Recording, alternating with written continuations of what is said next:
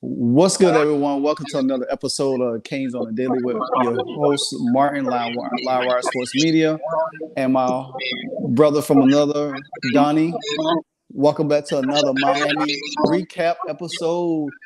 Oh man, you know how we do about this time. We always start off with one way only. We always got to bring the show with the most. So we're gonna start with the intro before we dive in. Let's give it up to the youth. Low to the squad if we win or we lose. It is in our veins, that orange and the green running through and through.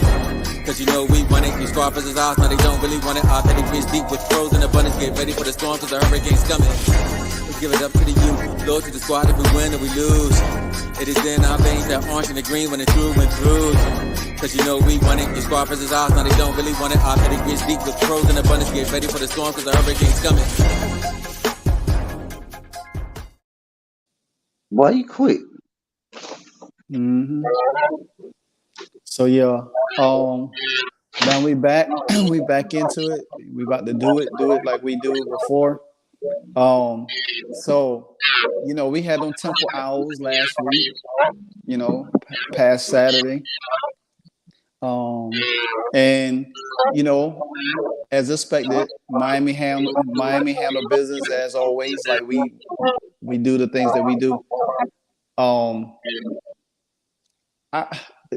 Even though we got three defensive guys out, Miami was still able to shut down Temple. It looks like Temple was trying to do something, but we shut them down anyway.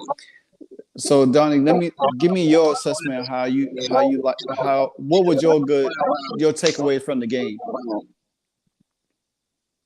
Okay. First of all, what's up, bro, Martin? What's up, man? What's up? I will tell you this, man. I was impressed with a couple things, and I'm gonna start here and make it real quick. The defense still stopped the run. We were very stout against the run. I have no complaints, no worries. The schemes were decent. There were a couple that I was like, okay, that's innovative, but I'm receptive to it because it's not vanilla. That's showing that we can serve you a little Rocky Road if we need to, or Neapolitan. You feel me? Yeah. What I wasn't impressed by, and I think this is a bait and trap type of situation, is the secondary. Now, I know we got a lot of injuries, of course, on the defensive line, all throughout the defense, and we're not where we want to be on offense as far as the tight end position. But with those injuries, I feel like this is a bait and trap game for North Carolina. So I was very, very, very impressed with what Coach G did with the defense. And all I can do is give almighty praise to the mighty coach Shannon Dawson for not taking his foot off the gas. That is my other takeaway because he never gets conservative. It could be 2 seconds left. You up by 4, go for the end zone. And those were my takeaways, bro. Those were my takeaways. Like, I love the consistency of where we're not afraid to play our style of football, offense, defense, or special teams. And I'm going to throw it back to you. What were some of the things you saw that you were disappointed in? I think that 41-yard pass play that Couch gave up, but like in the second half, they did buckle down on it. You know what I'm saying? They tightened it down. I think most of the times that on defense, the Miami defense starting to play so fast. Sometimes I think they play so fast they have to like slow themselves down a little bit. I think even though with the guys that's out, they still manage it. I think they need to when they start off the game, they need to like be aggressive right out the gate. Don't allow the opponent to really get comfortable. And don't wait till the second half to really start putting clamps. Because the thing about it is, coming up after this week, we got Georgia Tech, North Carolina, Clemson. even though Clemson don't look good, but they like to run the ball. Their passing game is garbage. You know what I'm saying? So I think that's one reason I think we will beat Clemson this year. North Carolina is different. North Carolina is sneaky. They sneaky with the pass because they use Drake May so much to run the ball. We still got to be disciplined against. Even though we did good against the run, but I just don't want us to get to where our back end is too loose, because we got to still make sure that we kind of like don't get beat for the long bombs, because the rest of the teams that we play can pass the ball. Even Georgia Tech quarterback, the transfer from Texas A&M, he's decent. You know what I'm saying? Enough, and he can run. So I want to see Miami play like more sense of urgency. I think that's what I'm looking for. A little bit more sense of urgency. We know they could put up points now. We know they're good. We've seen it against the Texas A&M game. I just want them to take that approach like you playing Texas A&M. You make a mistake, you adjust to it, then you start really hammering down the teams. You know what I'm saying? Hammering them down. Like I had somebody told me, he said, well, Miami haven't played anybody. I said, well, we played Texas A&M. He said, but y'all ain't playing nobody. I said, well, the thing about it is, we putting up the points that we need. We not playing around with teams, like we would do, like loud teams to hang around. And they showed a stat like with Mississippi State not Mississippi State, it's Middle Tennessee last year, when they threw all over us. Our back end was bad. Our back end is not that bad this year, but we don't, that one pass play that Couch let go, hey, we don't want to let teams think they could just throw on us. You know what I'm saying? So, overall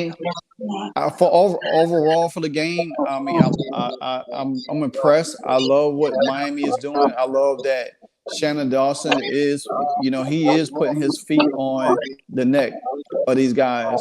If you can run up the score as much as you can, then run up the score. You know what I'm saying? Because after a while, Miami is averaging 40-something points a game. Yes, sir, that's correct.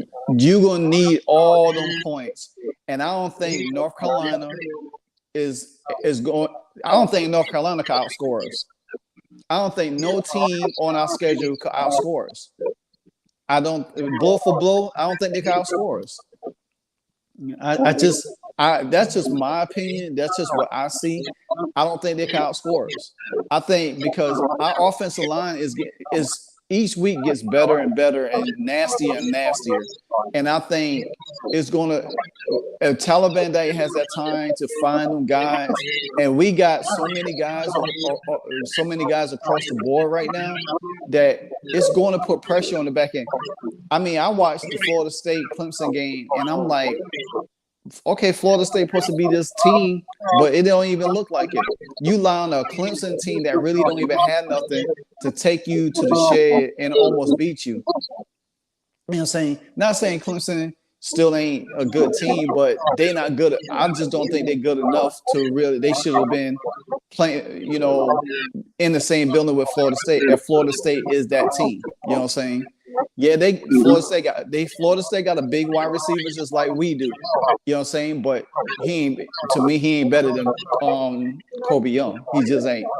You know what I'm saying? So I might be being biased. But I just think Kobe is way different, more athletic, and if Travis can't.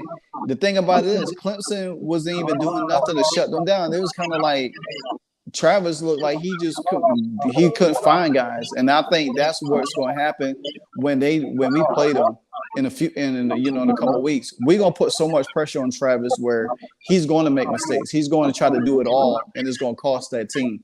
But nonetheless, with Temple, man, I really expected Miami to come out and handle business like they did. I'm glad they came out and handled business. I'm glad I'm glad that they putting up the points. They're not playing around with teams, and I think it's going now that we really starting to get in the meat of the schedule. it's going to it's going. I mean, teams gonna be shocked because it's not the same Miami team that you're gonna be lining up against each week. It's just not. And I can totally agree with that, Martin. And I will tell you this, brother. Like, to be real, I'm gonna say this out loud, but I want you and the rest of the listeners to hear me when I say this. We are back. Now, what I mean by that, hold on, there's context to this. Mm-hmm. We are back to basics, getting better game by game, and progressing to become our best selves. That's what I mean by we are back. Mm-hmm. Now, I feel like, and I know I have to be honest, Georgia Tech has been a thorn in my side because they've got us in some years they should have never gotten us. So I really don't overlook them either. It's no telling what Georgia Tech may pull out of the bag for this game.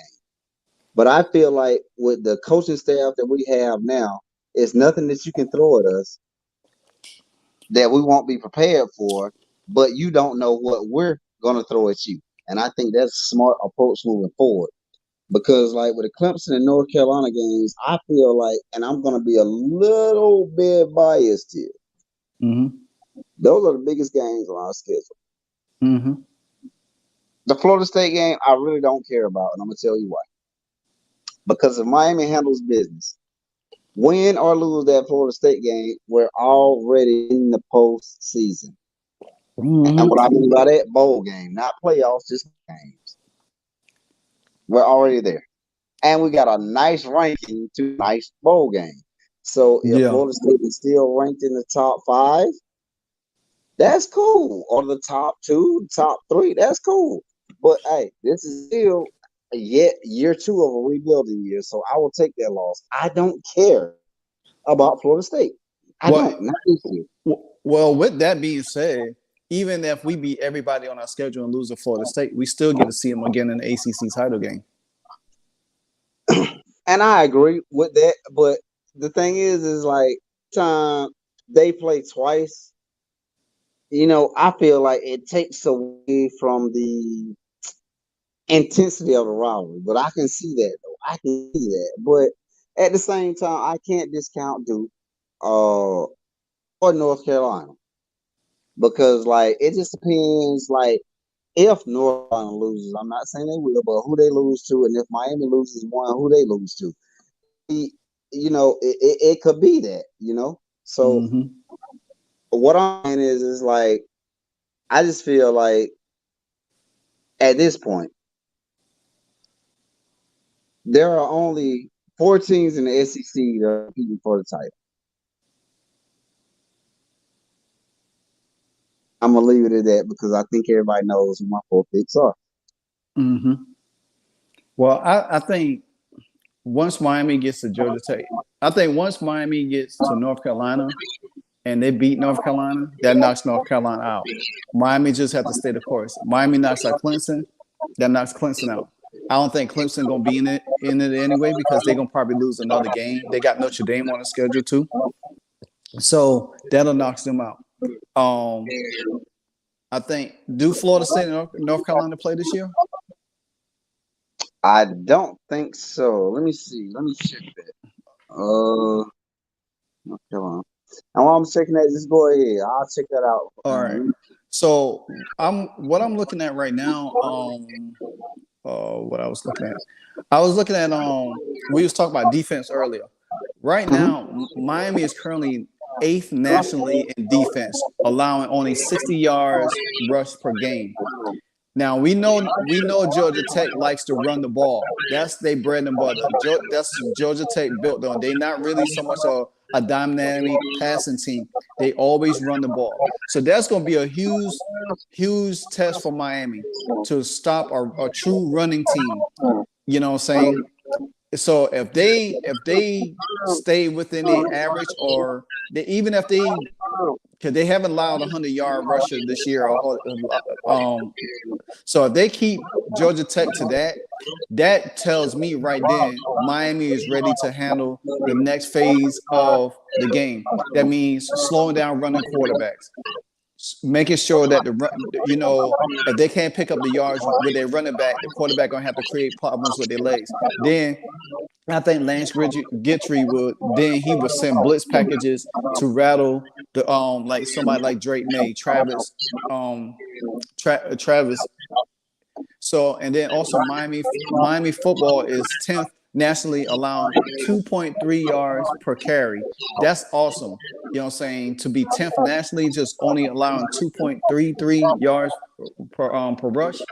Also, Miami began the season holding Miami, Ohio to 51 yards on 21 carries. Texas A&M ran 29 times for 97 yards. Bethune-Cookman was held to 33 yards on 30 carries. So that is phenomenal numbers right there.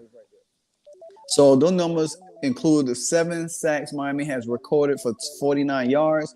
Without the sacks, Miami will allow 230 yards rushing on 77 carries. That still ain't bad. You know what I'm saying? So that says a lot. And they say even without the sacks, Miami still allow elite level of 2.98 rushing yards per carry. And that will rank 15th in the nation. So we gotta tip our hat off. The defense has played, I'm gonna use Deion words, phenomenal since last year. I mean, this defense has turned a 180. And once we get once we get Mesidor and all them guys back, and they should be back for the Georgia Tech game, that's going to really stout that interior defensive line. And then that's going to help out a whole lot for the back end to play a little bit better. And I think the back end had to pick up a little bit more because other guys being out and everything like that. So to me, I think that Miami's defense has played excellent so far, and not saying so much for the offense because right now the offense is what, 7th in points. Points. You know what I'm saying? They're only 13 in points allowed, so that's not bad for the defense. No, but points scored, you're right, they're higher. Yeah, they're higher. So, and then also you look at Miami is one of 2 teams that's in the top 15 nationally in scoring and yards and defensively. So Miami has improved dramatically across the board in the first 4 games to where they was last year.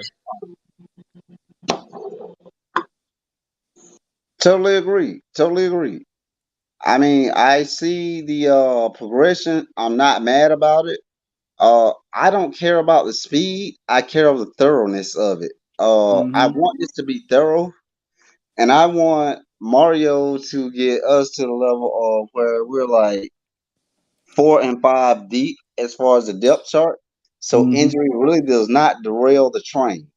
I'm loving everything that's happening. I'm not changing my prediction. I'm just going to hang on and watch every game because what I've noticed something about Miami that I have not noticed in a long time is we are starting to get better and better week by week. Yeah. And also I think what I noticed about Miami this year too, they more balanced. Of course. More balanced. And that's when you got a team that's balanced on offense, and I ain't even touched on defense. That is like phenomenal of where this team could be, because now you see how much we throw about 4 or 5 running backs in the game on people. Nope, and then it's like you don't know which one is going to break. You don't know which one is going to like attack your offensive line or break one for a long one. You know what I'm saying? It could be Chaney, it could be Fletcher, it could be Harris, it could be Johnson. Who knows? And then all of a sudden they drop back and hit you with the pass. You're starting to see now more of the aerial assault because now more guys starting to stepping up. Jacoby George. We already know what Strepo is. You know, at number 88, the tight end been coming in the game a little bit more now. You've seen a lot of more dynamic playmaking ability of this Miami offense that we have not witnessed in such a long time. And it's like, to me, I think it's so scary because we talk about the teams that we couldn't beat before, but now they're gonna be looking at us like, okay, how do we defend this team now? Because this team is not one-dimensional anymore. Now we could attack the offensive line, we could attack their defensive line, we could attack them in the secondary, we could attack them across the middle, and then we could set them up for the big play. So I love the balance that Miami has presented so far in the first 4 games because that goes to show that now teams really can't just sit back and say, "Oh, we can build a comfortable lead, and this is what it's going to be." So, like I said, I love it. I think we got something to continue to build on. I think after this season, it's going to be really, really great.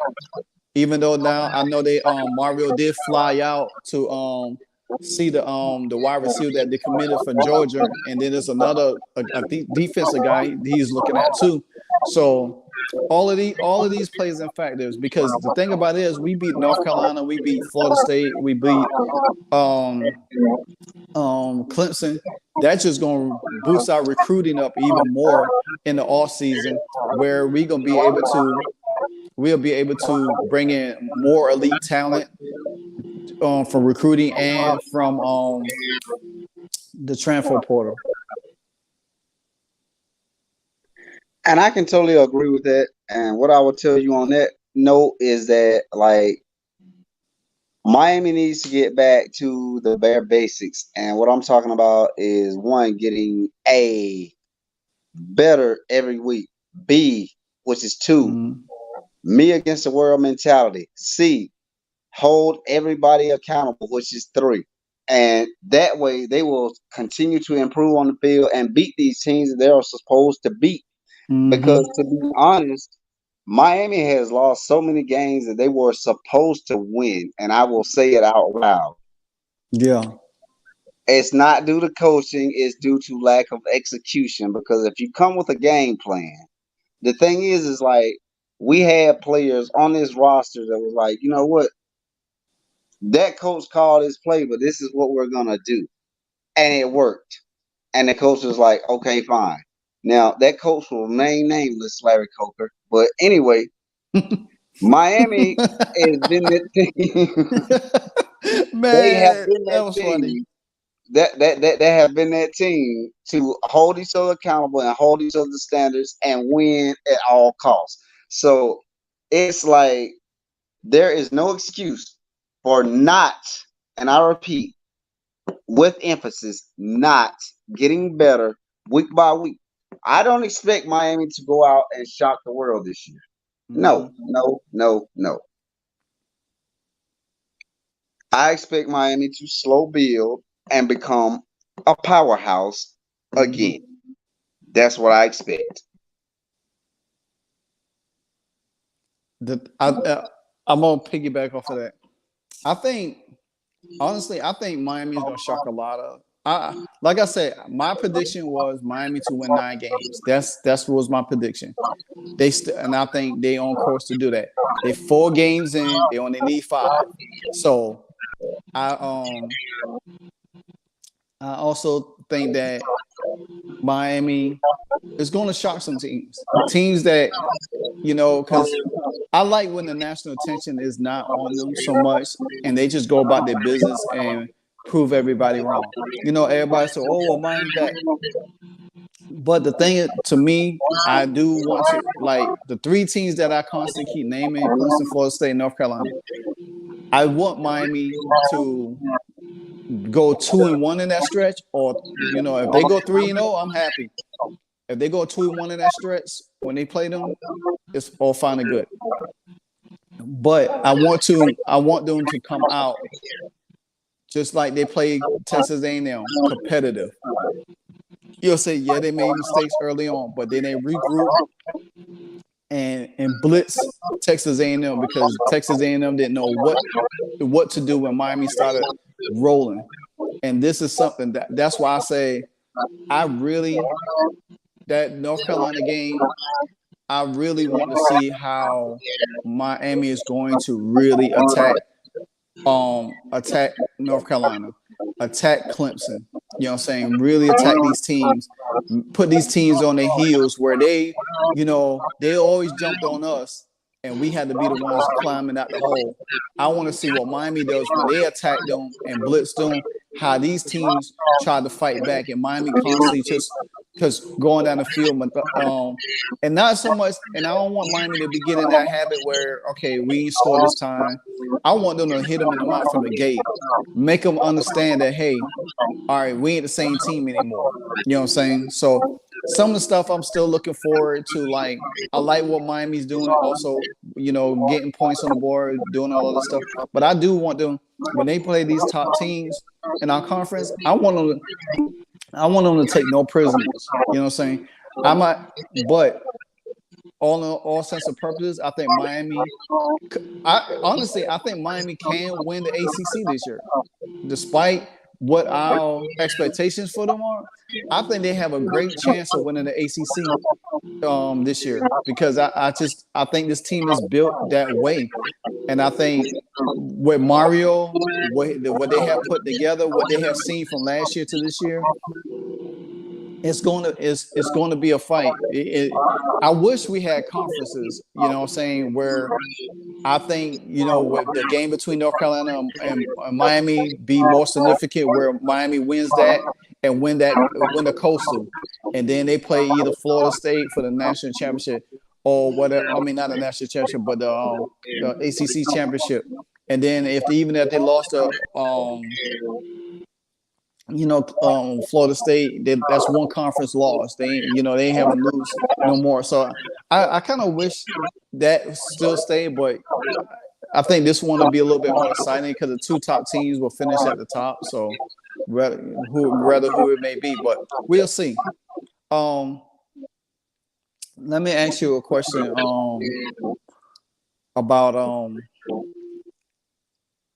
the wide receiver that decommitted from Georgia. Now I heard that Florida State is they up there looking also at the guy. They trying to get him too. So I wonder if he's gonna wait, because I think Florida State and Miami play in November. Am I correct? Yeah, that's correct. Yes. So I wonder if this young man might wait out till that time and just say, well, hey, I'll wait and see what this game goes and make a decision. But then again, never know. Mario might already got him sold. You know what I'm saying? And that's a possibility too. I mean, the way you got to really look at it is, who is the more pass happy school? Who is the most school well, I'm not saying the most school, but what school is better at developing me at a receiver? You have to ask yourself these questions. And just from the looks of it, I'm just going to put one thing on Miami and I'm going to leave it alone. Kevin Beard was one of the best to ever do it. Mm-hmm. So if you need to develop as a wide receiver, there you go. The other part is up to you, but that's just an example. So it's basically, it really comes down to the kids, and of course the parents and other people that can influence them. But at the same time, I feel like if you really want to get better, you can only learn by someone who did it. Yeah. And also, like, Carr, he's a 53rd prospect, the 11th wide receiver and 9th recruit in Georgia, according to 24/7 Sports. But Georgia received the only official visit from Carr in June, when they had Auburn, Florida, Michigan, Ohio State, and Tennessee all receive unofficial visits from Carr. Now I think, with him decommitting, you know what I'm saying, but there are plans for Carr to come to Miami for a visit. So, and he took his most recent visit to Tennessee this past weekend. Getting Carr down to Miami to visit would be significant for the Canes. That's what they say. He's a blue chip wide receiver. And also, I was they were showing some highlights on YouTube of JoJo Trader's games. Man, I cannot wait to see what this receiver is going to be like, man. I don't know who would be the quarterback going forward if Tyler Van Dyke comes out this year and goes to the NFL. But man, I really would love to see what this guy, JoJo Trader, got, man. His highlights is crazy because I saw one where he was coming, the quarterback threw the ball across the middle. It was slightly behind him a little bit, and he caught it with one hand and bobbled it and then cradled it in. So I really think this is going to be really, really good. But right now, JoJo is the highest ranked 2024 Miami commit. Chance Robinson is the sixth highest in that category in that time span right now. So I think Miami is about to load up. I think they're gonna be loaded on wide receivers, man. They're gonna be deep at wide receivers.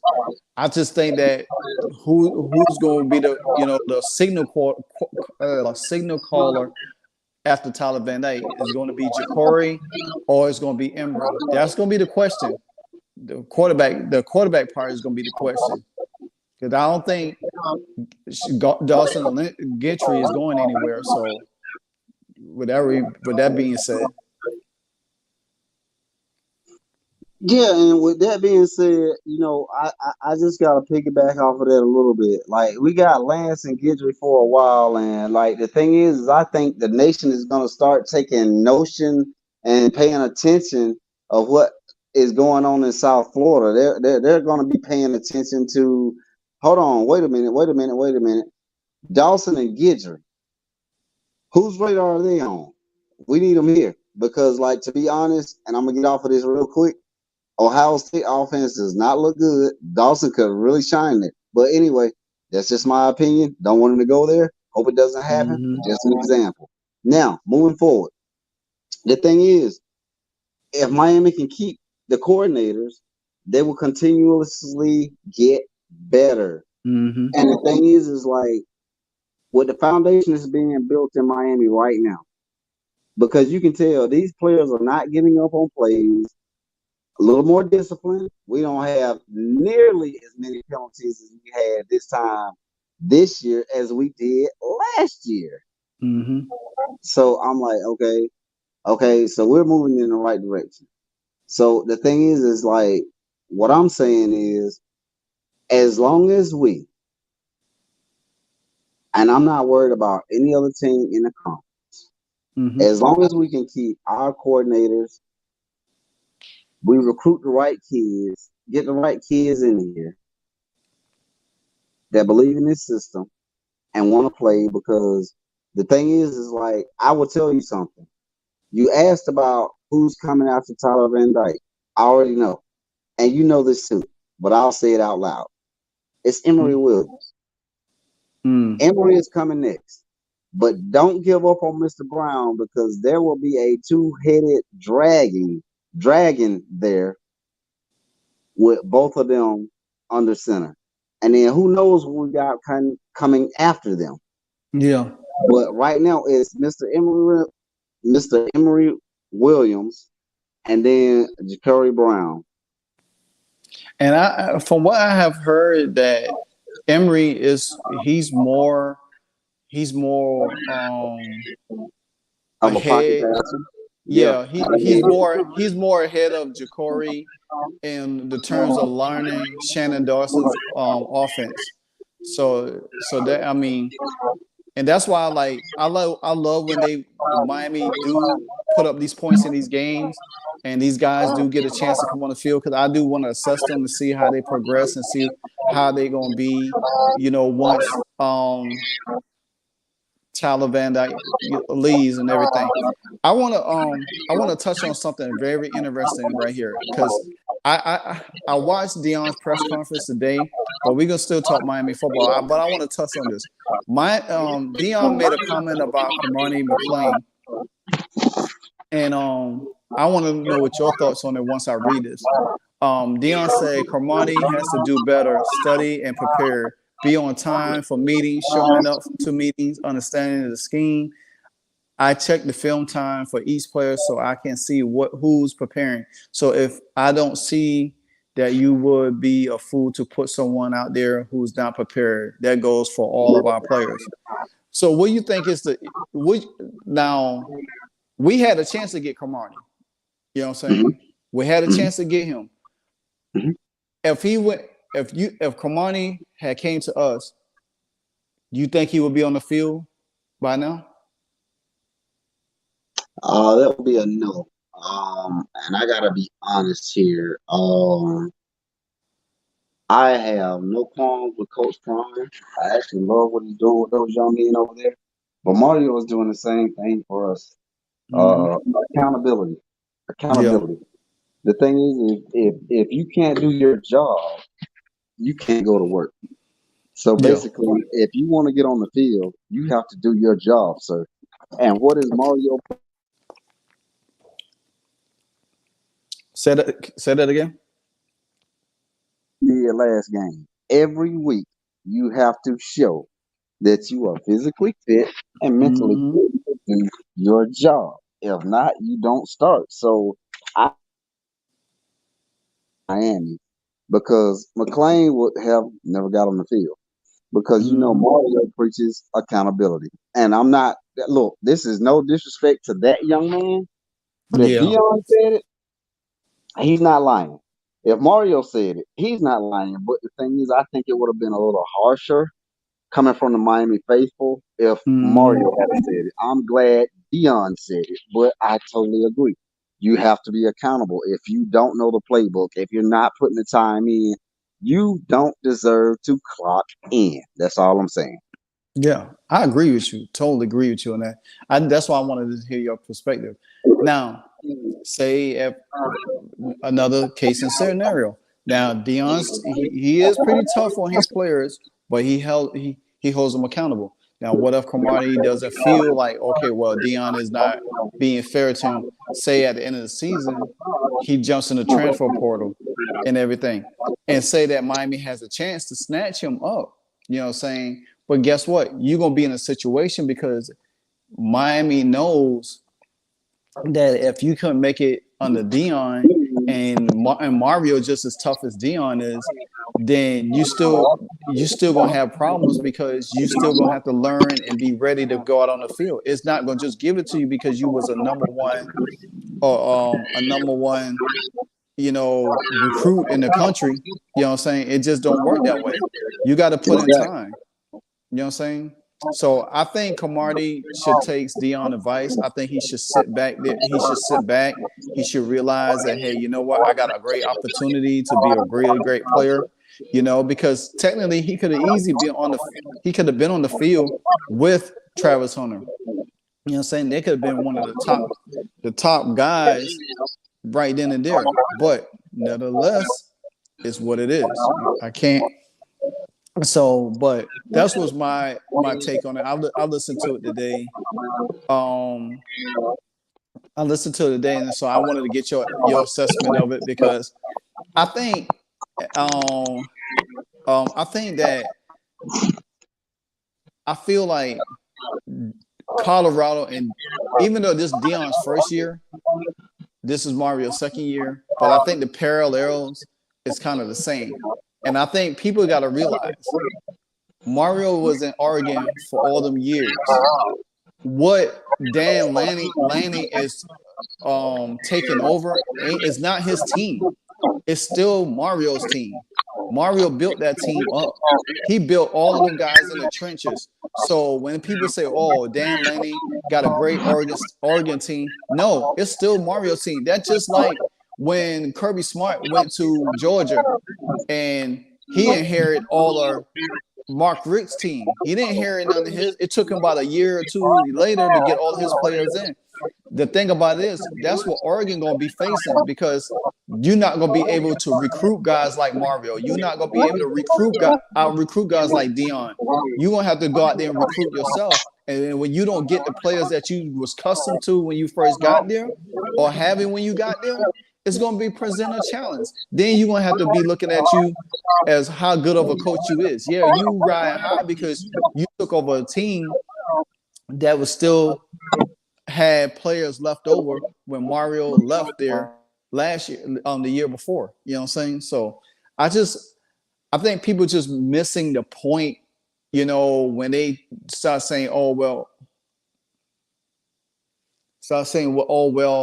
you know, Dion got beat by Oregon, but to me, it's not Dan Lanning's team, it's Dion's team.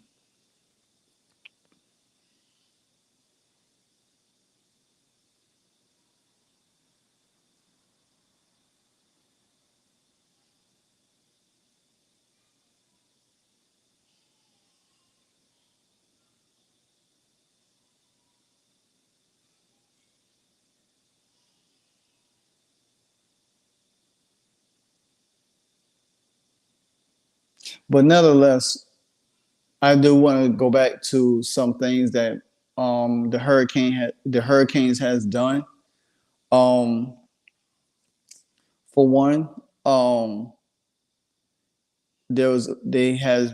they pass protect a little bit better. They did things that they needed to do. They helped out. The Russian attack could still carry the offense when need to be. Miami has also racked up a tune of 323 yards total, with Harry Parrish leading the way. He had 139 and 2 touchdowns on the ground that day. And then Tyler Van Dyke, he still was able to pass for like 200 something yards. So the Russian attack, like I said, the Russian attack helps out the passing attack because it keeps everything balanced. Also, Tyler Van Dyke, he was able to run out of the pocket. That was one of the most different things that I've seen from Tyler Van Dyke. He was able to run out the pocket. He was able to move a little bit more fluently. I mean, something that he said that he wanted to do a little bit more. So that was kind of good to see Tyler Van Dyke able to move out the pocket, because you got to think, instead of sitting back there, eventually you have to run out the pocket at some point in time. So yeah, I definitely like that. I definitely love what I have seen, that part from Tyler Van Dyke.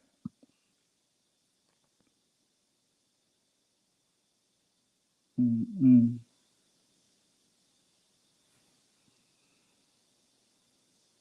I've been really impressed.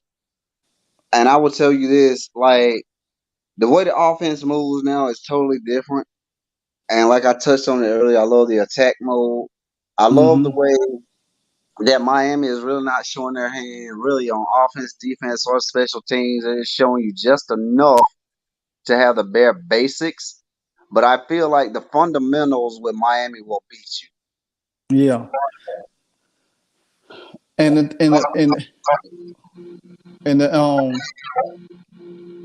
also, we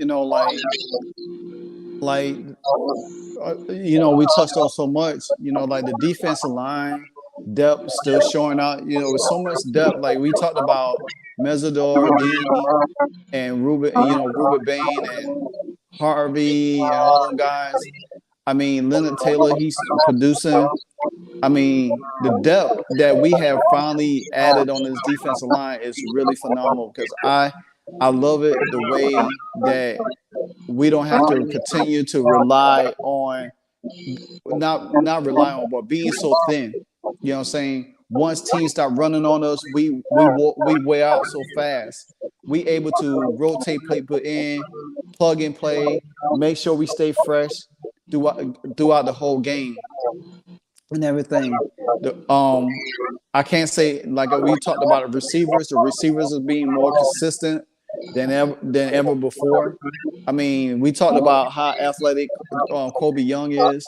You know, I still got that picture where he got that he went up in the air and grabbed that touchdown. And Yeah. then, man, I still got that. I'm about to probably gonna make that a like a wall picture. I mean, Nice. yeah, I love that. That's like phenomenal. Because somebody at work was trying to show one of the Florida State receivers, Mawson, one of the Clemson guys, so I had the picture on my phone. I said, "You must be talking about something like this," and he was like, Exactly. and I showed him. I said, "You got to get up like that." You know what I'm saying? And he was like, he told me, "Oh, y'all ain't about to do nothing." I was like, "Don't worry about it." I said, we'll be seeing y'all soon. I said, "I know y'all worried." I said, "Don't worry about it. I know y'all worried." I said, "While y'all sitting up to beating up at each other, we just sitting back letting y'all knock each other out." Yeah. So, but and then this, even though this Cam Kitchens didn't even play because and that's another thing too. Cam Kitchens has not played since he got hurt in the Texas A&M game. So hopefully he'll be back soon. And once he comes back, that secondary will be even deeper. But the secondary has stepped up in his absence. So when Cam Kitchens come back, that's another added element to that secondary in that defense. So the defense might not have all their parts, but they staying consistent right now. And that's what I like about it. You know what I'm saying? That's what I like. They staying consistent. But we all know that Mario he's not satisfied no matter what. And you're never supposed to be satisfied. You get a good win, but you continue to improve along the way. And I think these guys will be ready. And I hope Cam Kitchens could come back by the time the North Carolina game. I hopefully he could come back by that game. I wish he could come back the Georgia Tech game, at least get back acclimated on the field a little bit better. You know what I'm saying? Because he'll probably be a little bit rusty a little bit. So, but nevertheless, I think that to me will be really good for him. But also, what's your thoughts on Georgia Tech right now? What do you think they could, if they had a chance to hurt Miami? What you think they could hurt us in the most overall? Well, it's only one thing. Like, Miami has not been tested down the field, and Georgia Tech does have receivers that can stretch the field. That's why I'm scared about the Louisville game and other games where the receivers can stretch us down the field because our corners and our secondary has not been tested. Now, granted, like you said, we don't have Cam, and wish him a speedy recovery.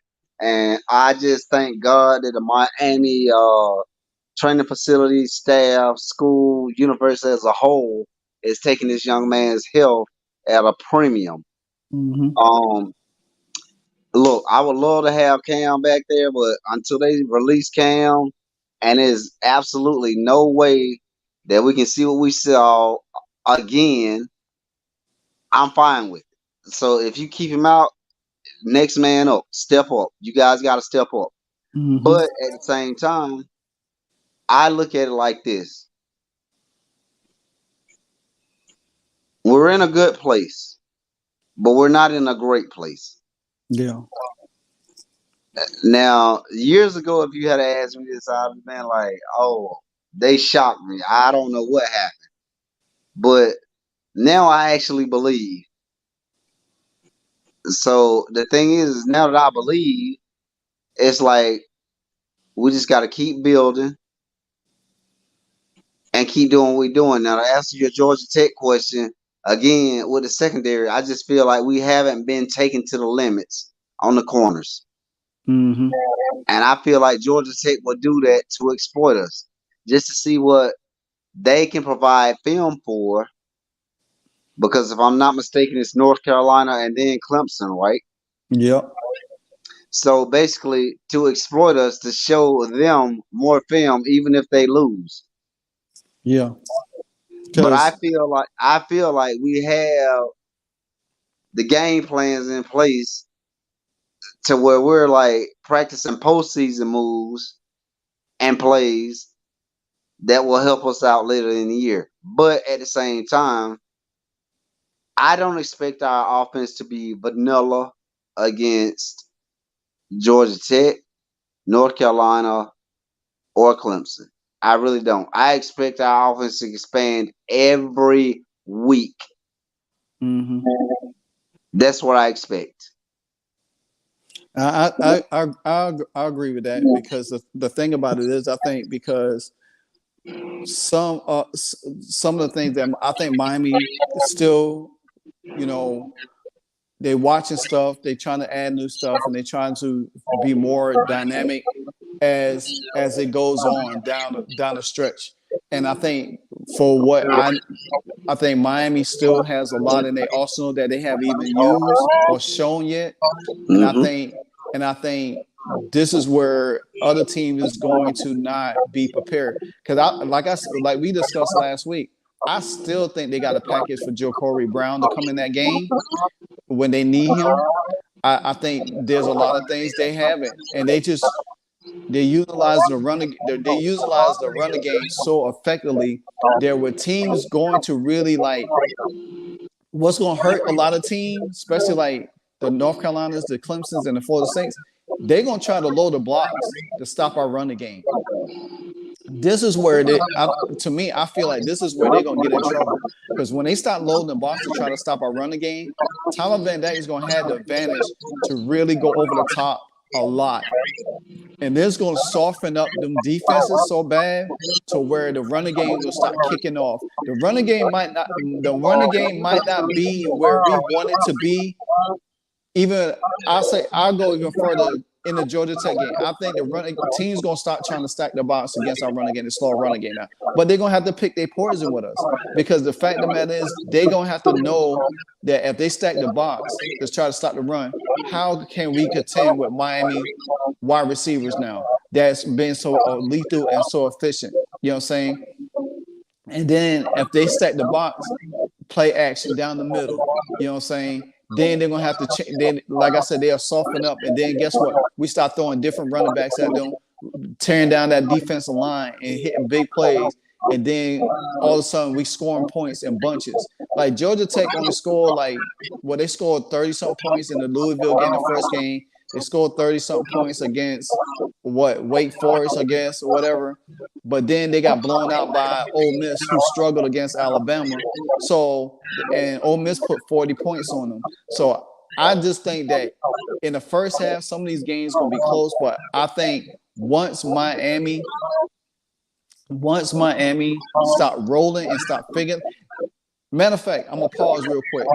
This is where I know how Miami has improved more than so forever. Adjustments. They know how to adjust more than they have ever did, because when something ain't working, they adjust to it really quickly, and then they find the answer to it, and then they'll kind of like go back to it later on in the game once they done adjust to what the defense is giving them, and then get the defense to play one way. So the biggest thing is with Miami now is their keys and adjustments throughout the game. They don't continue to keep running the same thing here and there down the line and trying to force the issue. They kind of like take what the defense gives them, and then they adjust accordingly as the game progresses. And I agree with that totally. Like I said, it's about a game of adjustments. The thing is like Miami is making excellent adjustments. I have no complaints over the adjustments they have made at half or even in the first quarter.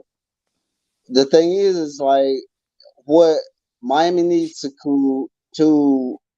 continue to do is make those adjustments. Because when we run into the juggernauts, your Clemsons, your North Carolinas, your Florida States, at this point, Louisville and North Carolina State, those are some jeopardy games. Yeah. But I feel as the season wears on, we'll get better. Yeah. I'll tell you one thing. If Miami blows out Georgia Tech, I feel bad for North Carolina. Oh, I'll let you know I'll let you know this weekend about that game too, because Okay. I most likely will try to get my ticket for that next Wednesday. So, when we do we do the Tuesday show, I'll let you know for sure then. So yeah, because All right. cause So speaking of the Tuesday show, what were the picks for last week? You wrote them down. What were the picks for last week versus Louisville? I And forgot. I know I'm embarrassed. I'm embarrassed because I gave them too many points. Hey, universe, I want to apologize. I gave them too many points. I was a butthead. I'm sorry. Man, look at here. I didn't expect. Well, I mean, I expect Oregon to win, but I didn't expect to be a blowout. But like I said, I still got DeAndre winning against USC this weekend. Oh, he's placing the bets. Cause see, I lost so bad, y'all. Y'all don't know. Y'all look. I'm talking to y'all. Y'all don't know. I lost so bad last week. He's just talking about this week. So anyway, oh yeah, Dion did lose bad. Yes, he did. But at the same time, he's still a classic man. Nothing but respect for Dion and those buffs. And I will never, as a Hurricane, rock a buff jersey. Let me just put that in the air. Put that in the Yeah. atmosphere. But Oh, anyway, I'm not. I mean, I support Dion, but you ain't see me rocking nothing Colorado. I can tell you that now. exactly. So okay. So I screwed up so bad last week with my picks. Who are your picks for this week? And I'll make my picks. All right. Or do So you want me to go first? No. You won. Let me go first. okay. Just pick me 3 random games off the schedule. 3 random games of the schedule. Hold on. Yeah. All right. All right. 3 random games this week. All right. Let me see. Let me go. Let me get that. All right. LSU and Ole Miss. I'll go LSU. I'll go with LSU too. I don't think. To me, I don't. Lane Kiffin can't win the big game. I'm sorry. No, bro, he can't. He He proved that can't. last week. So He can't. He can't win the big game. I'm sorry. South Carolina and Tennessee.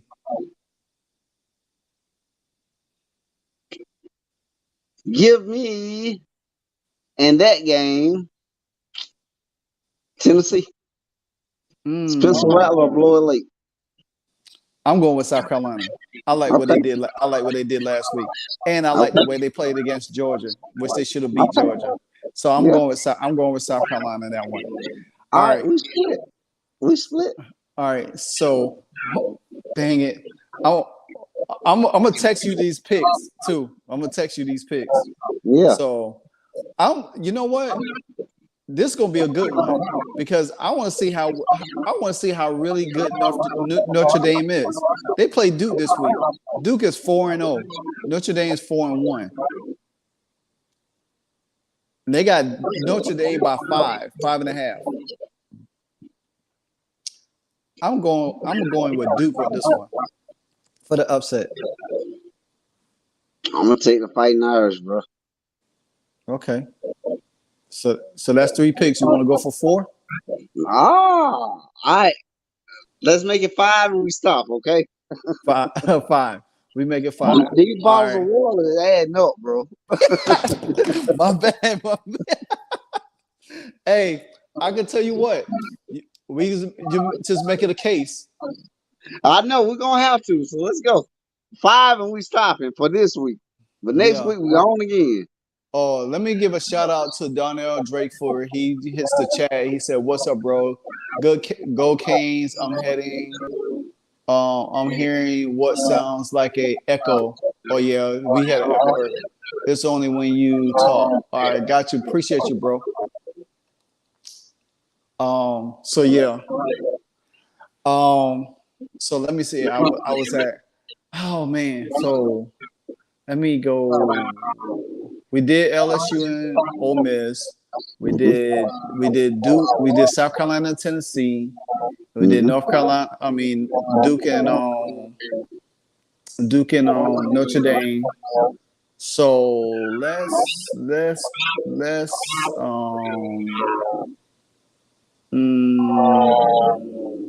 dang it. Uh, oh man, let's do Alabama and Mississippi State.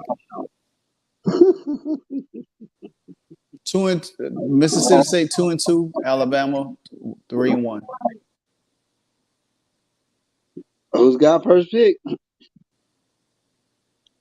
I'm I don't really like Alabama like that. I really want to lose every game. Let's go. I'm gonna just go with Mississippi State for the upset. I just don't like it. Alabama. All right. So you got Alabama. So what? That's that 4. Yeah, we got one more. You're right. One more. All right. One more. All right. I'm gonna go with the. I'm not picking. I'm not gonna do Colorado and USC, but I am going in the pack. Utah and Oregon State. Oregon State lost a game to I think Washington or Washington State, one of them. Washington State. Yeah. And Utah is 4-0. Oregon is 3-1. I think Utah will stay undefeated. I'm going with Utah too. I ain't going against Utah until they lose, bro. Yeah. So all right. So we even on the Utah game. And then we both even on the LSU Ole Miss because we went with LSU on that one. You got Notre Dame, I got Duke on that one. You got Tennessee and I got South Carolina on that one. Yep. So that's it. Cold water, baby. Cold water. Cold water, baby. Oh, so yeah, definitely we're gonna see what this look like this week. Yeah, and I like pool line water, baby. That's what I like. Well, hey, all I can say, as long as my water is alkaline, I'm good.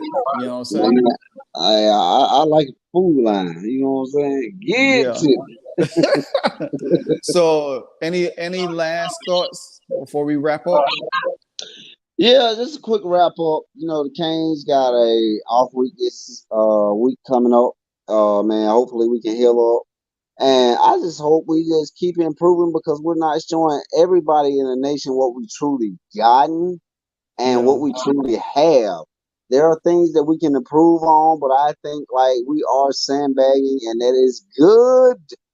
The thing is like I feel like Miami has an extra thrust because Marvel was really, really, really not happy with the last season ended. So he's not gonna go out like that again.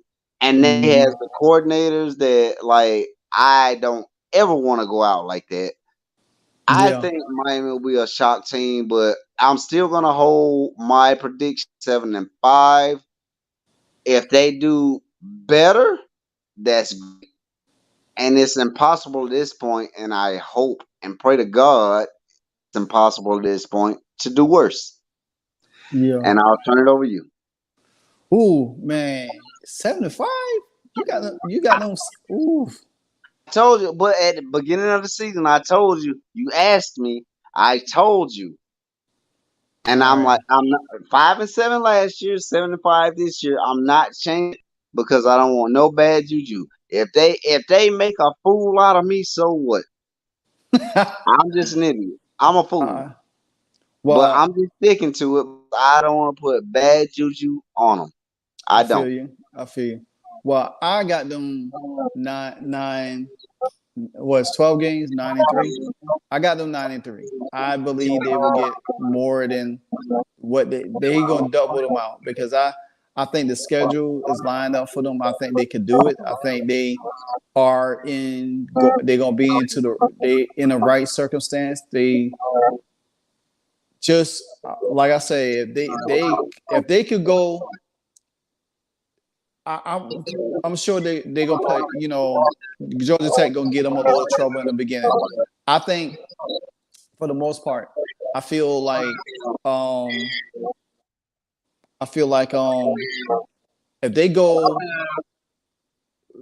say they go in that stretch, they win or lose to North Carolina and come back and beat Clemson. Then they got I think they got NC State, they got Virginia. After that, they win them 2 games. They're already 4-0. So 2 more games, 3 more games. That's 7. That's what 7 games on the slate. Mm-hmm. 2 more games makes 9. They could get 9 wins easily out of that schedule. So, me personally, I think it's possible, and then I think they could get more. But I got to cap that 9 right at this point. So, but unless that, we'll see. But right now, the Hurricanes are looking good. I mean, there's a lot they still can prove on.